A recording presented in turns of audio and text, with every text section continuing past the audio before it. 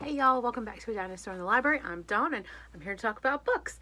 So today I've got a small unhaul for you. Actually most of them are my wife's books, but it still counts because you know what? It's books going out of my house and off my shelf. So to make a little more room for the ones that I need to keep instead of the ones that I'm never going to read or that she's finished reading, right? So I think I've got 5 and I've got them stacked up on a stool down here. So forgive the dropping in and out of frame. The first one is Columbo, the Helter-Skelter Murders by William Harrington. So we are like a couple of little old ladies in that we really like watching Murder, She Wrote, Columbo, pretty much anything like that. So when I saw this at our bookstore, I thought, well, maybe Anna would really like this. And I was like, well, I'll read it too. But she started reading it and she said Columbo really didn't seem like Columbo.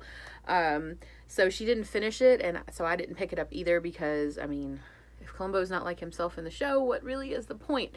But I don't think that the man who wrote this had anything to do with the show. So if you've read anything of Lee Goldberg's that's tied to Psych or Diagnosis Murder or Monk, you'll know that those are really well written and the characters are very true to themselves, and that's basically because Lee Goldberg had something to do with the show. So he knows the characters' ins and outs and all of these things. So I think this one was kind of a bleh. But if you do want to check it out, it looks super interesting, but unfortunately was a fail for us. The next one I have not read either, however my wife did, and that is The Dry by Jane Harper. I had not heard of this author. They're Australian, and someone brought it into trade at our bookstore here, and my wife came to pick me up one day and picked this one up. Thought it sounded really interesting. And this was her debut novel, and I think it's a mystery thriller. Anna really enjoyed it, so I'm going to give you a big thumbs up for this one from her. Anna does not hold on to as many of her books as I do, so she finished it, done with it, she's trying to get in. But this was Jane Harper's first book, and yeah, it's supposed to be excellent. So as soon as she finished this one, we just happened to have Jane Harper's new one that came out last year called Force of Nature. Both of these are set in Australia, and she lives in Australia, so there you go. And Anna said this one was really good and gave it actually very high praise in that she did not know who did it until the author revealed it, which is pretty interesting because Anna usually figures that out pretty quickly for most mysteries and thrillers, but she said she didn't know on this one. So if you're up for surprise endings, maybe check out Jane Harper. And then the last 2 books are actually mine. The first one I have not gotten around to reading. It's Pancakes in Paris by Craig Carlson, and it's subtitled Living the American Dream in France. It sounded really interesting. We all know how much I love food history.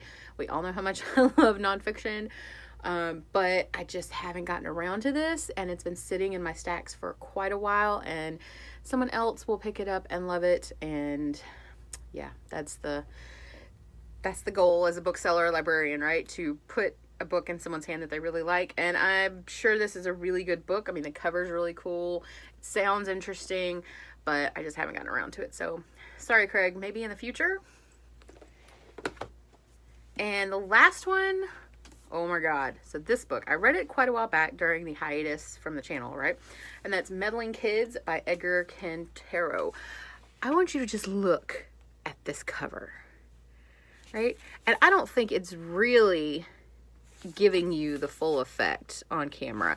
This is psychedelic colors, amazing. I almost want to keep this book just because of the cover. It is amazing cover. Well, not only that, it's an actually awesome book. So if you haven't heard anything about this, Edgar Cantero wrote this book about, basically it's a version of the Scooby Gang. It's these 4 kids and their dog who solve mysteries when they were younger, and now that they're older, they're being drawn back to this place, but something awful has happened, and it's kind of like Scooby-Doo and Zombie Island. This time the monsters are real. Basically what's happening here. I was skeptical. I immediately wanted to read it as soon as I saw it on Goodreads, but I was skeptical because anytime you take something like Scooby-Doo, which is so iconic and so awesome, and try to adapt it, usually it gets screwed up, right? But this was awesome. 5 stars all the way. Definitely go pick this up. If you love horror, if you love Scooby-Doo, go get this. The cover alone, people, it's that matte soft cover. Oh, you just want to love it. But yes, so book is amazing. Cover is awesome. My wife just finished this, loved it as well, and she has always been a huge Scooby-Doo fan and huge horror fan, so definitely pick this up. I'm now really interested to read Edgar Cantero's other book, The Supernatural Enhancements. Nothing like this one, but it's supposed to be really good. It sounds really interesting on Goodreads, so if you've read that, let me know what you think about it, because I definitely want to check it out, especially if you've read this one. I'd like to know how it compares, but I'll pick it up anyway, just because it sounds super cool. So that's all I really had. Getting a few books off my shelf, getting a little bit of credit back at the bookstore.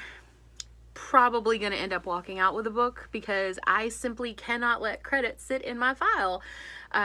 Me and one of my coworkers are constantly battling to keep ourselves in credit, but people keep bringing in really cool stuff, and I know I really don't need to get any more books. I have a ton on my Kindle, which I am trying to plow through in terms of NetGalleys, but you know, we are who we are, and I will probably end up taking some home today. But if you live in Tallahassee and you want to pick up any of these books, they'll be on the shelf for at least a brief while here at My Favorite Books. And I think that's about it, except for I have some really cool news. I have been trying to get called back for Jeopardy auditions probably since I was little. I have always wanted to be on Jeopardy, and ever since they started the online tests, I have taken it every single time, and I finally, this time when they had them in March, I got called back for Jeopardy auditions. So this Saturday, my wife and I are, well, we're taking our godbaby too, we're going up to Atlanta to have a little fun, and then Sunday morning I'm auditioning to be in, well, not necessarily to be on the show, but really to be in the contestant pool, because what happens is you go up there, because you made a certain score on the online test, you go up there, you take another test, you do a mock game, they decide if you're gonna be cool enough to be on TV. If you've seen the Golden Girls episode, all that's running through my head is America gonna root for me? If you haven't, go check it out. It's when Dorothy tries to get on Jeopardy. Worth the 30-minute watch. All of them are, obviously, but check that one out. So that's what's been running through my head. But at the end of it, if they like you enough and you've done well enough, they put you in the contestant pool for about 18 months, and which means they could call you to be on the show. Then again, you could never get called, and you just got to be to have a really cool experience doing the auditions. But you can always retake the online test and do it again, so we're gonna try. But it's still amazingly cool that I'm getting to do the audition, so everybody wish me luck, and hopefully I will eventually get to be on the show. Bucket list item for sure. My only regret is that I know Alex will not be there, so I won't get to meet Alex Trebek unless I actually get on the show, but we'll see. Alright, I hope everybody out there is having an awesome week, and I'll see you on the other side of Jeopardy auditions, guys. Bye.